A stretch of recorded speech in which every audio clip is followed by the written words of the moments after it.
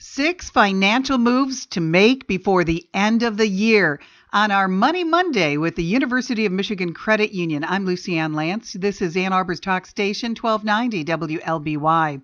2024 is right around the corner. And while many of us start making New Year's resolutions at that time, there may be some areas we should review before the end of this year. Oftentimes, when the year is almost up, we start thinking about our personal and professional goals. So why not include financial goals to that list?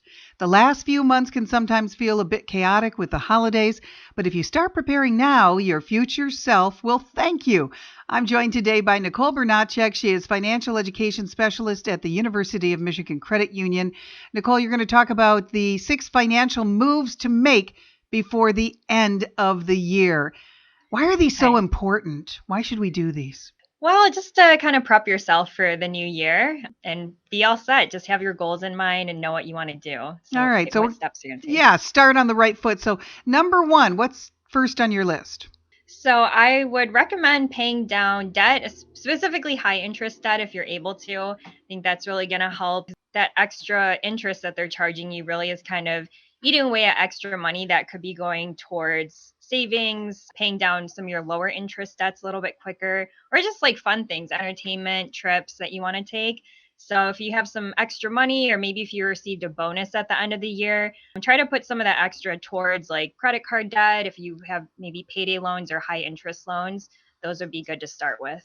It's so tempting when you get that bonus to buy something you've been wanting for a long time, but this would really be investing in yourself and saving you a lot in the long run, right?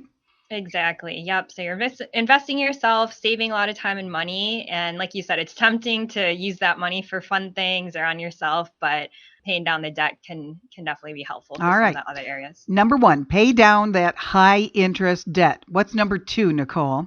Number 2, so build up your emergency savings, or if you feel like you're comfortable with your emergency savings, or you still have some money left over, maybe max out your 401k or 403b, so your workplace retirements, or try to at least increase the contribution. So I know we're almost at the end of the year, but that's always a good idea because that way, like if you have the emergency fund, you don't have to worry about, if extra things come up, putting it on credit cards or some of those high interest debts. And I love the idea that if you max out your 401k or 403b, again, you're really preparing yourself for the future, aren't you? Exactly. I know a lot of people want to sort of put it off or not to think about it, but the earlier you can start, it's really going to help that money grow.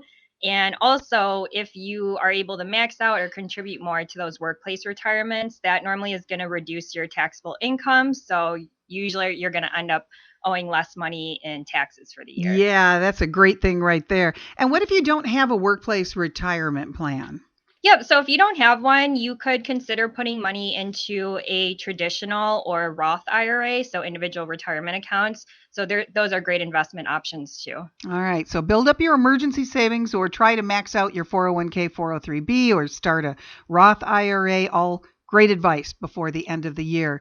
That's number 2 on the list. What's number 3? Number 3, so review your insurance coverage. This is actually something I'm going through right now. Not necessarily the most fun thing, but it's necessary. So look at all your insurances. So home, renters, auto, and life insurance policies, just to make sure that you have proper coverage and that the policies are still meeting your needs. And a good insurance agent would have contacted you by now to remind you, let's look over this. Do you have any changes in your life? They kind of walk you through those steps, but in case your insurance agent hasn't done that, make sure to start looking at it and see, what the situation is for you at this point in your life. Things do change. They really do. Definitely. So yeah, you always get that bill and they'll usually have like everything sort of laid out so that way you can contact them ahead of time if you need to make any changes. Or if your premiums have increased, consider seeing if they have any discounts, or you could maybe raise your deductibles to get lower premiums or shop around, meet with a different insurance company. Yeah, that doesn't hurt to do that. All right, number 4 on things we need to do financially before the end of the year, Nicole. You could look at contributing to a charity. So I think this is always a nice time, especially around the holidays, to give back. And a lot of organizations can use the extra donations and the extra cash during the holidays. And something that's nice too is that depending on how much you donate and how you file your taxes, you might be able to potentially reduce your tax bill by donating to charities. And you feel good doing it. That's the best part about it when you contribute to a charity. Number 5. Absolutely. Number 5, so access your 3 credit reports at annualcreditreport.com.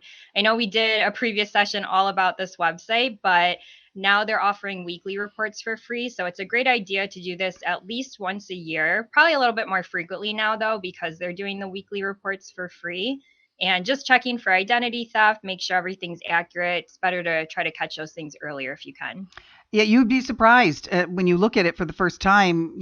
There are things in there that you might not recognize, and you got to do something about it. And better safe than sorry. So check that out, your 3 credit reports. And again, the website to go to is annualcreditreport.com. And these are free, right, Nicole? They are free. Yep. And that website does not ask for any credit card information. All right. And finally, number 6 is... So the last and final, we always talk about this, but review your budget and just start planning for 2024. So it's coming up really soon. Just look at all your expenses, maybe see if there's any areas you can reduce or cut out. So membership, subscriptions, maybe utility bills you can shop around. And then just thinking about expenses that might be coming up for the new year. So maybe you have a vacation planned or a wedding or, home repairs that you're planning for, tuition. So there's a lot of things that you might know are coming up, so it's good to start planning early. You also have on the list consider different budgeting techniques. What are you talking about there? Yeah, so if you feel like maybe your budget hasn't been working for you, or you have a new goal of trying to save more, or maybe you want to buy a home, just look at different ways you can budget. So meaning like maybe you're using a notebook right now and you could look into different types of phone apps, or maybe consider using cash for small purchases instead of using your debit or credit card. Or even like if your family's trying to get on the same page with the budget, consider like a whiteboard or a calendar in the home where everyone can kind of see it and be on the same page. I like that. You should share with the entire family, for the most part, these kinds of things because you're in it together, and it's better when they understand what the ramifications are as well for the budget ahead. Great ideas for 2024 from Nicole Bernatchek. She is a financial education specialist at University of Michigan Credit Union. Visit umcu.org and check out their free financial education seminars that they have every month. They do these virtually, some in person, and you can sign up for free whether you are a member of UMCU or not. That's umcu.org.